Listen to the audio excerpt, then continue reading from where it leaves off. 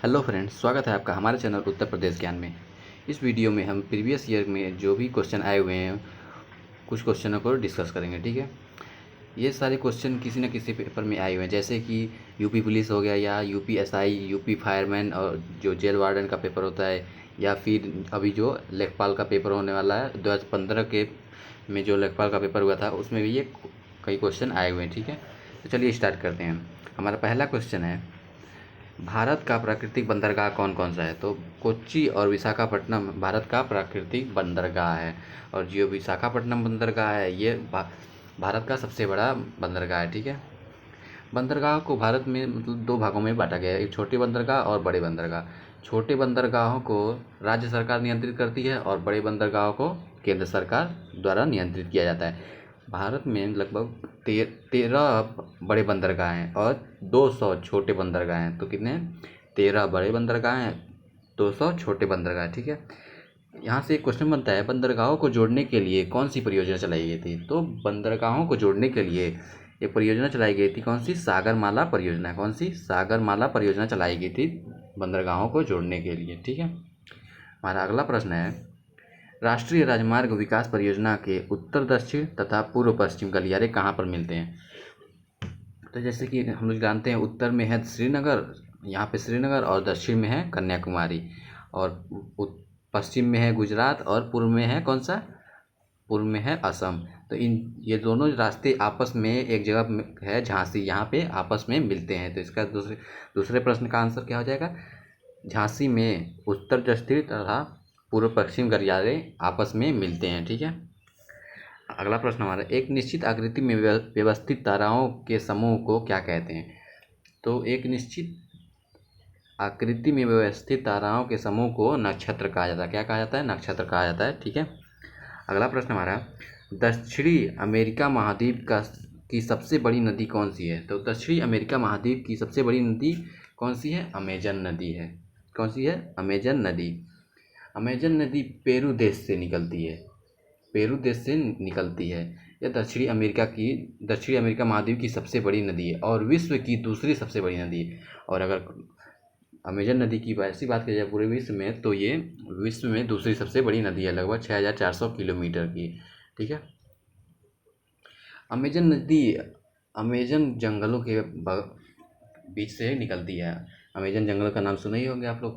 लगभग 55 lakh kilometre square के area में अमेजन जंगल फैला हुआ है। ठीक है, अमेजन जंगल को पृथ्वी का फेफड़ा कहा जाता है। यहाँ से कभी को बहुत सारे क्वेश्चन आते हैं। अमेजन जंगल को पृथ्वी का फेफड़ा, या फिर पृथ्वी का आभूषण, और या पृथ्वी का औषधशाला कहा जाता है। अमेजन के वनों को इन 3 उपनामों से जाना जाता है, पृथ्वी का फेफड़ा, पृथ्वी का आभूषण, या फिर पृथ्वी का औषधशाला। ठीक है, अगला प्रश्न हमारा, भारत और म्यांमार के बीच सीमा निर्धारित करने वाली 4 पर्वत श्रेणियाँ कौन सी हैं? तो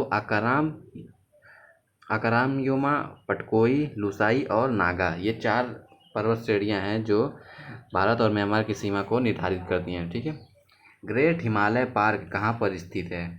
तो ग्रेट हिमालय पार्क कहाँ पर है? ग्रेट हिमालय पार्क है हिमाचल प्रदेश के कुल्लू में। हिमाचल प्रदेश के कुल्लू जिले में है ग्रेट हिमालय पार्क, राष्ट्रीय पार्क, जिसे यूनेस्को द्वारा 1999 में विश्व धरोहर स्थल घोषित किया गया था। ये फेमस इसलिए है, ग्रेट हिमालय पार्क इसलिए फेमस है क्योंकि यहाँ भूरा भालू पाया जाता है, ब्राउन कलर का भालू पाया जाता है यहाँ पे। ठीक है, अगला प्रश्न हमारा, किस वृक्ष को पारिस्थितिकी का शत्रु कहा जाता है? तो यूकेलिप्टस वृक्ष को पारिस्थितिकी का शत्रु कहा जाता है। क्यों कहा जाता है? क्योंकि ये वृक्ष बहुत ज़्यादा पानी अवशोषित करता है, बहुत ज़्यादा जल अवशोषित करता है। ठीक है, इसीलिए आसपास के एरिया में और कोई वृक्ष नहीं होने देता है, इसीलिए ये परिस्थिति को का शत्रु कहा जाता है यूकेलिप्टस वृक्ष को। ठीक है, भारत की नदियों को कितने भागों में बांटा गया है? तो 2 भागों में बांटा गया है भारत की नदियों को। कौन कौन से? हिमालयन नदी और दूसरी प्रायद्वीपीय नदी। कौन कौन सी है? हिमालय नदी और प्रायद्वीपीय नदी। तो हिमालय नदी को भी 2 भाग है, जैसे नदी तंत्र और अफवाह तंत्र।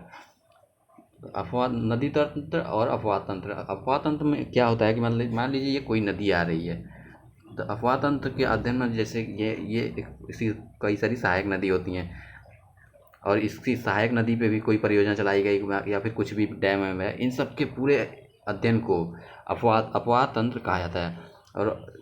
और नदी तंत्र इस जैसे मान लीजिए कोई नदी है, यहाँ कहाँ से इसका उद्गम है और कहाँ जाके मिल जाती है, कहाँ लुप्त होती है, ये सब बस इतना ही अध्ययन, इस अध्ययन को नदी तंत्र कहा जाता है। ठीक है, अगला प्रश्न हमारा, प्राचीन काल में आर्यों के जीविकोपार्जन का मुख्य साधन क्या था? तो प्राचीन काल में आर्यों का जीविकोपार्जन का मुख्य साधन था कृषि। क्या था? कृषि मुख्य साधन था आर्यों के जीवन को उपार्जन का। ठीक, ये आर्य कहाँ से आए थे? यहाँ से क्वेश्चन बनता है। आर्य मध्य एशिया से आए थे। आर्य कहाँ से आए थे? मध्य एशिया से आए थे। और ये तांबा धातु को जानते थे। आर्य समाज के लोग तांबा धातु को जानते थे। ठीक है, सुगौली की संधि किसके बीच हुई थी? तो अंग्रेज और नेपाल के बीच सुगौली की संधि हुई थी। अंग्रेज के बीच बहुत सारी संधि हुई, जैसे एक और संधि है यानडब्बू की संधि, अंग्रेज और बर्मा के बीच, और गंडमक की संधि अंग्रेज और अफगान के बीच हुई थी। ठीक है, अगला प्रश्न हमारा जैसे क्वेश्चन यहीं पे है, यानडब्बू की संधि किसके बीच हुई थी? अभी मैंने बताया अंग्रेज और बर्मा के बीच हुई थी। गंडमक की संधि किसके बीच हुई थी? अंग्रेज और अफगान के बीच हुई थी। ठीक है, वेनगंगा किस नदी की सहायक नदी है? तो गोदावरी की सहायक नदी कौन है? गोदावरी की सहायक नदी है वेनगंगा। वेनगंगा गोदावरी नदी की सहायक नदी है। अगला प्रश्न हमारा, ब्रह्मपुत्र नदी की सहायक नदी कौन कौन सी है? मैंने पिछले वीडियो में कई बार बताया कि ब्रह्मपुत्र नदी की सहायक नदी कौन कौन सी है। रांगसांगपो, दिबांग, लोहित, मानस। ठीक है, ये चारों ब्रह्मपुत्र नदी की सहायक नदी है। पूर्ववर्ती नदी क्या उदाहरण है ब्रह्मपुत्र नदी? मतलब पूर्ववर्ती नदी मतलब हिमालय के उद्गम से पहले की नदी को जो होती हैं, और हिमालय के निर्माण के बाद भी जो जिस नदी का अस्तित्व रहता है उसे ही पूर्ववर्ती नदी कहा जाता है। तो पूर्ववर्ती नदी कौन सी है? ब्रह्मपुत्र नदी है पूर्ववर्ती नदी। बंगाल का शोक और भारत का कोयला, बंगाल का शोक और भारत का कोयला नदी किसे कहा जाता है? तो दामोदर नदी को बंगाल का शोक और भारत का कोयला नदी कहा जाता है। दामोदर नदी इसे हुगली नदी की सहायक नदी भी कहा जाता है। जैसे कि गंगा जी जब यहाँ वेस्ट बंगाल में पहुँचती है तो यहाँ से दो भागों में बढ़ जाती है। एक ये इस साइड बढ़ती है, ये हुगली नदी कहलाती है, और इसी हुगली नदी की सहायक नदी है दामोदर नदी। आगे जाके ये नदी यहाँ से इस साइड से निकल के दामोदर नदी में, हुगली नदी में मिल जाती है। ठीक है, बच्चों में प्रोटीन की कमी के कारण कौन सा रोग होता है? तो मैरास्मस रोग होता है बच्चों में प्रोटीन के कारण। कौन सा रोग होता है? मैरास्मस। ठीक है, पारिस्थितिक विज्ञान केंद्र कहाँ पर स्थित है? बेंगलुरु में है पारिस्थितिकी विज्ञान केंद्र। ठीक है, अगला प्रश्न हमारा, बिहार का शोक किस नदी को कहा जाता है? ये बहुत ही इंपॉर्टेंट है, कई बार पेपर में आ चुका है। बिहार का शोक किस नदी को कहा जाता है? कोसी नदी को कहा जाता है बिहार का शोक। इसलिए कहा जाता है क्योंकि ये हमेशा अपना रास्ता बदलती रहती है, इसका कोई निश्चित रास्ता नहीं है इसका। और इस नदी में हमेशा बिना समय के कभी भी पानी बढ़ जाता है। ठीक है, ये नदी पहाड़ी तिब्बत से निकलती है, मतलब यह घोसाईनाथ की पहाड़ी में, तिब्बत में है घोसाईनाथ की पहाड़ी, वहाँ से निकलती है तथा अरुण नदी में के नाम से जानी जाती है। वहाँ पे तिब्बत में इसे अरुण नाम से जाना जाता है। नेपाल में भी यह नदी 7 धाराओं में बहती है, वहाँ भी ये 7 धाराओं में बहती है। इसी कारण वहाँ से जब बिहार में एंटर करती है तब इसे कोसी नदी कहा जाता है, बिहार का शोक कहा जाता है कोसी नदी को। ठीक है, अगला प्रश्न हमारा, एक पृथक कृषि विभाग की स्थापना एवं फसल चक्र की योजना किसने बनाई थी? तो मोहम्मद बिन तुगलक ने एक पृथक कृषि विभाग की स्थापना की और फसल चक्र की योजना बनाई। फसल चक्र मतलब कि एक वर्ष में 2 बार 2 चीज़ बोया जाए। जैसे मान लीजिए 3-4 महीने गेहूँ की खेती हुई है, फिर अगले 4 महीने धान की खेती, फिर कुछ समय किसी और चीज़ की खेती की जाए, यही है फसल चक्र। ठीक है, मोहम्मद बिन तुगलक ने अमीर कोही विभाग की भी स्थापना की थी। ठीक है, अगला प्रश्न हमारा आखिरी प्रश्न, वायु प्रदूषकों को कौन सा वायु प्रदूषकों में से कौन रक्त धारा को प्रदूषित कर मौत उत्पन्न कर सकता है? तो कार्बन मोनोऑक्साइड जब हमारे ब्लड में एंटर करता है तो इंसान की मृत्यु भी हो जाती है। ठीक है,